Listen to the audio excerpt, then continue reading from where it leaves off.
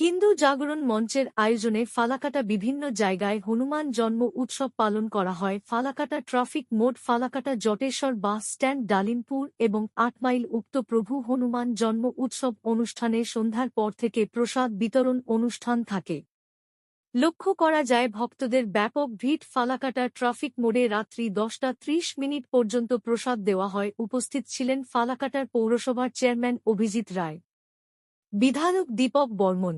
সবশেষে হিন্দু জাগরণ মঞ্চের উত্তরবঙ্গের প্রান্ত কার্যকরণী সৌরভ ঘোষ জানায়, তাহারা হনুমান জন্ম উৎসব করতে পেরে খুবই আনন্দিত এবং এই ধরনের অনুষ্ঠান পরবর্তীতে আরও বিভিন্ন জায়গায় এবং আরও বৃহৎ আকারে তারা করবেন।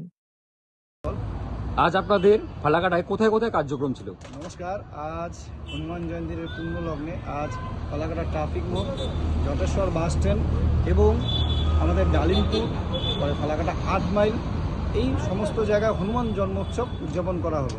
ছিল ভক্তবিন্দুদের জন্য প্রসাদের ব্যবস্থা। সকাল থেকে হনুমান চালিসা পাঠ, সন্ধ্যায় ছিল সন্ধ্যা আরতি এবং সন্ধ্যা আরতির পর ছিল ভক্তদের জন্য প্রসাদ বিতরণ। আজ একটা কথা ভেবে খুব ভালো লাগছে, আজ ফালাকাটার সনাতনী হিন্দুরা রাজনীতিকে উপেক্ষা করে সকলে একত্রিত হয়েছে। ধন্যবাদ, নমস্কার। আপনার পরিচয়? সৌরভ ঘোষ।